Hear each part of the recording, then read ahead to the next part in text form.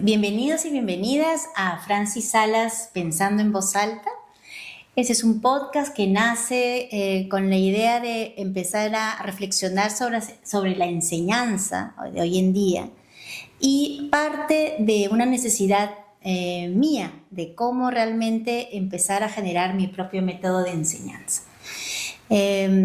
Quisiera que en este podcast poder encontrar las voces necesarias para construir este método. Y es por eso que he invitado a docentes que ya tienen experiencia y trayectoria, en todo caso, en las aulas, porque quisiera construir una metodología ligada a la práctica, ¿no? Que tenga un enfoque práctico, pero que también tenga un asidero en las necesidades de los mismos estudiantes y también en un contexto de casos reales. Jackie, entonces cuéntanos cómo empezaste a crear un curso desde cero, ¿no?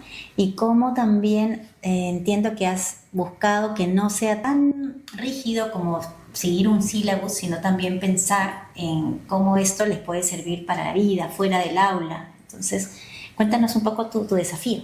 Sí, claro. El encargo de la docencia llegó a mí cuando ya tenía unos 10 años de experiencia laboral y creo que fue importante recopilar un poco los aprendizajes de cada espacio.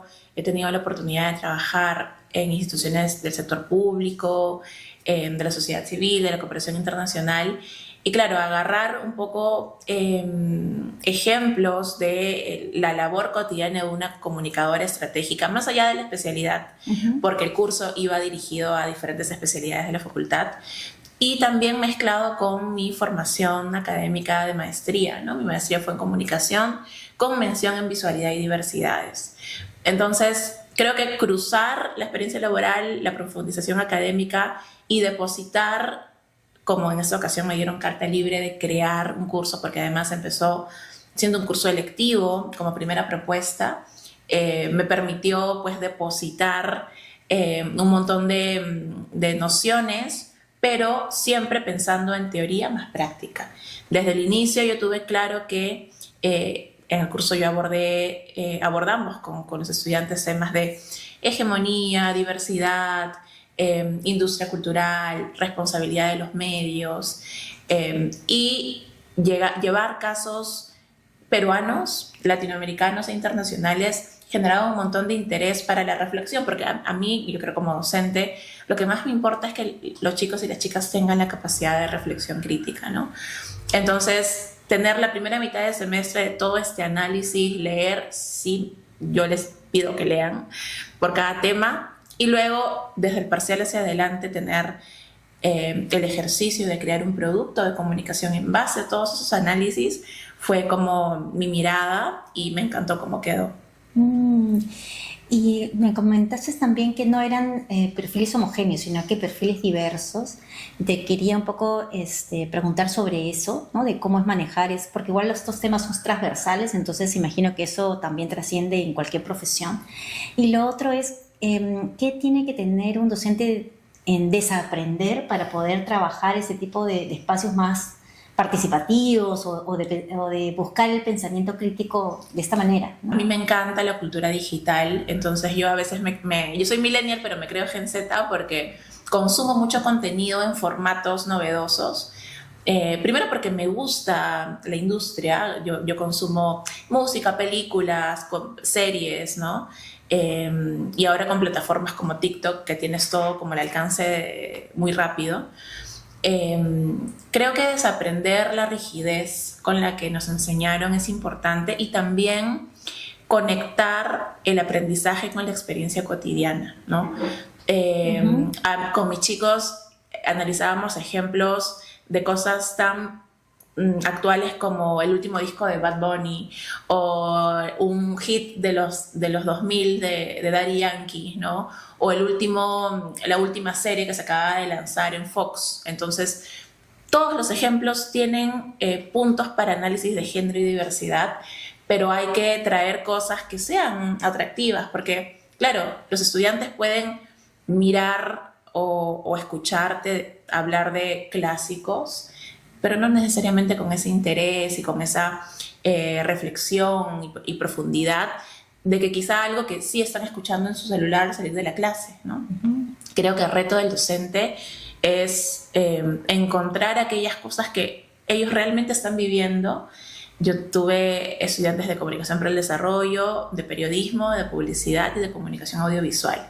Cada uno con sus propias preguntas, con sus propios retos. Varios de ellos estaban construyendo sus tesis y creo que el curso les sirvió para orientar también sus tesis en discurso, en narrativa. Y creo que lo fundamental fue para mí como docente pensar también en cómo me gustaría en este contexto de la contemporaneidad de tantos estímulos aprender, ¿no?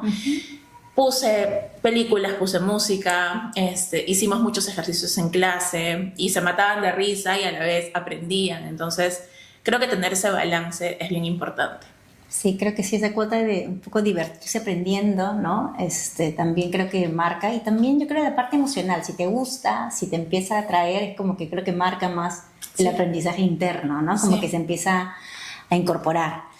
Bueno, genial, vamos a seguir entonces con el siguiente bloque. En este bloque vamos a hablar sobre cómo el método ya es aplicable en la práctica, valga la redundancia. Entonces, tú ya has ejercido un método para trabajar, ¿no? Todo esto lo que nos comentabas, cómo este método puede trascender el aula, cómo puede también incluirse de repente más allá de la universidad, ¿no? Más allá de un curso. ¿Qué piensas?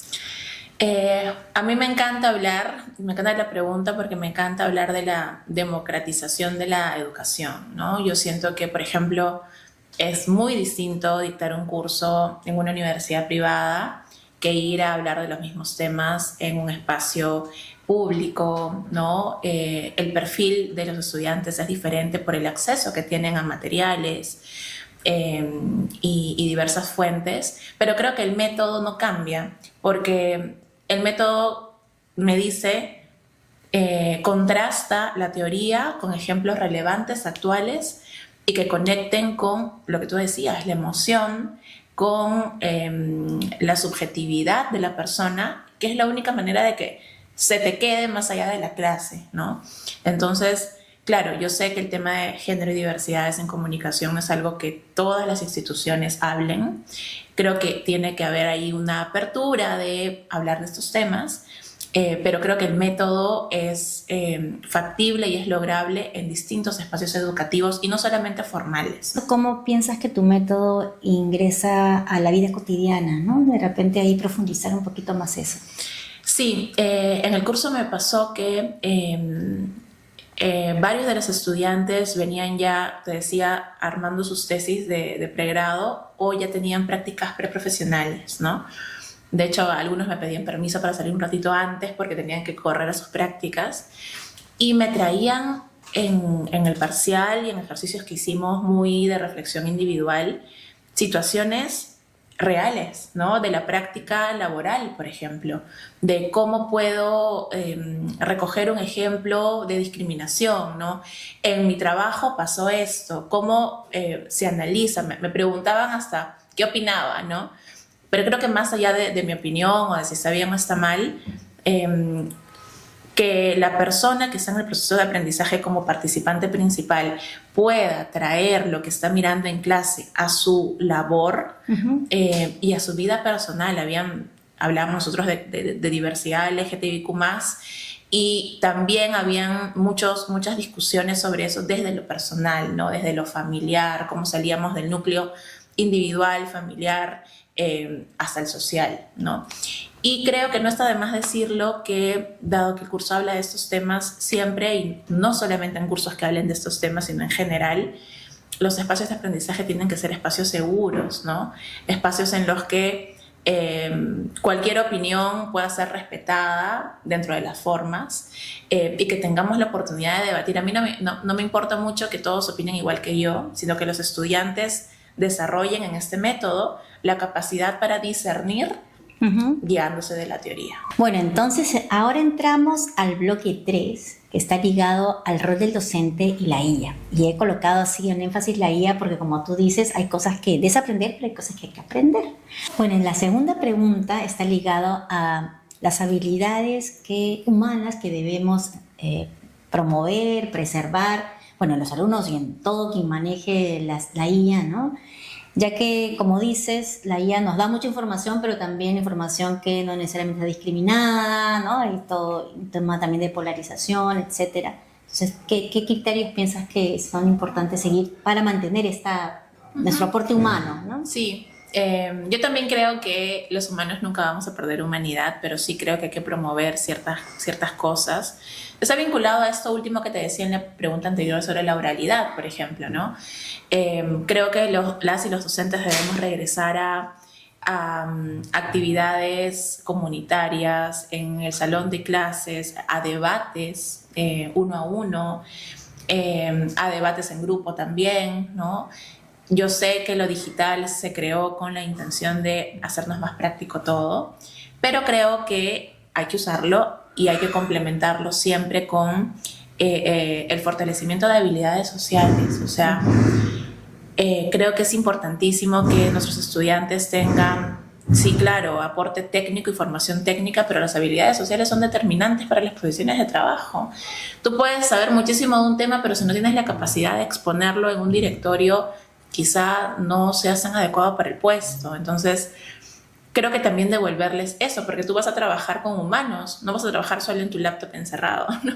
Quisiéramos sintetizar, en todo caso, este método que nos planteas. ¿Cuáles serían las 3 ideas claves que para ti hay que recordar? A ver, la primera sería siempre mezclar teoría y práctica. Teoría y práctica para analizar académicamente y luego crear, ¿no? No tiene que ser algo enorme ni una obra maestra, pero crear algo, porque en la práctica terminas de fortalecer ese aprendizaje. En segundo lugar, usar la cotidianidad y lo más cercano a nuestros estudiantes, conocer a nuestros estudiantes, saber qué edades tienen, qué están consumiendo, de dónde puedo sacar ejemplos, están al tanto de tal cosa o quizá acceden a tal información. Bueno, llevo ejemplos de la cotidianidad para que ellos mismos puedan aportar. Sí, sí, exacto, ¿no? Y ahí también identificar lo que te hace, como se dice, no sé si la palabra es priorizarlo, ¿no? Pero que individual, tu particularidad, ¿no? O sea, tú eres profesional, pero tú aportas sobre algo en específico, ¿no? Exacto. O sea, ¿no? Y sí. eso tiene que ver usualmente con las actividades blandas. Y el bonus track, te tiene que gustar ser docente. Tiene que gustarte, tienes que disfrutarlo. Yo trabajo en comunicación, soy consultora, pero la docencia es algo de lo que más disfruto. A mí me encanta ir al salón, me encanta preparar la clase. No me encanta tanto corregir exámenes, porque es más tedioso. Lo primero que le diría a alguien que, por ejemplo, va a crear un curso desde cero es que recuerde cómo aprendió él o ella. Regresa a tu colegio y a tu universidad, las cosas que hasta ahora recuerdas, cómo las aprendiste, qué fue lo que te marcó, qué tenía ese docente que marcó tu vida, ¿no? ¿Qué tenía esa profesora o profesor de la cual te llevaste un buen recuerdo como profesional? Y deberías replicarlo. Deberías replicar eso que quedó marcado en tu ADN de estudiante cuando quieras enseñar, ¿no? Y a partir de eso ya desglosar todos sus contenidos, pero manteniendo ese espíritu del quehacer docente. Sí, no, uno no se acuerda, pero al final no de repente ahí eso. está la clave, ¿no? Es cierto, es cierto. Y muchas veces son esos momentos de aprendizaje que es lo que te acompañan. Esto lo aprendí en el colegio, o no, o también lo otro, ¿no? O no aprendí nada. No aprendí, nunca más lo usé, terrible. Claro, y eso no me sirvió finalmente. Bueno, encantada de tenerte, Jackie. Gracias por todos los aportes, por las reflexiones, por las nuevas ideas que he recibido de ti y también por compartir, ¿no? Yo también estoy construyendo, como te digo, mi método, ¿no? Y bueno, he coincidido en todo caso en varias de las cosas que me has comentado. Y creo que me alegra que hayamos podido tener esta oportunidad de conversar. Bueno, gracias realmente por estar aquí. Y bueno, ya estamos en el bloque final. Gracias a ti, Francis, encantada. Y nada, yo creo que la docencia también es un proceso de continuo aprendizaje. Como docentes vamos a seguir aprendiendo y quizá acá en marzo del próximo año tengamos nuevas cosas que decir. Me ha parecido fabuloso conversar con Jackie. De esta conversación me quedo con dos ideas que espero incorporar también en mi propio método. La primera es cómo siempre conectar todo aprendizaje con casos reales y con la cotidianidad. Creo que ese ejercicio será uno de los que marque en realidad este periodo de docencia que voy a iniciar. Y el otro es, me gustó mucho lo que habló sobre cómo acordarte cuando tú eras estudiante y cómo aprendías en ese tiempo. Creo que también el buscar las respuestas ahí o las preguntas ahí es algo que puede orientar mucho mejor el buscar cómo enseñar, cómo lograr ese aprendizaje que te acompañe para toda la vida, ¿no? Y que también te prepare para toda la vida. Eso fue todo. Francis Salas pensando en voz alta. Los invito a suscribirse y estar pendientes de las próximas entrevistas.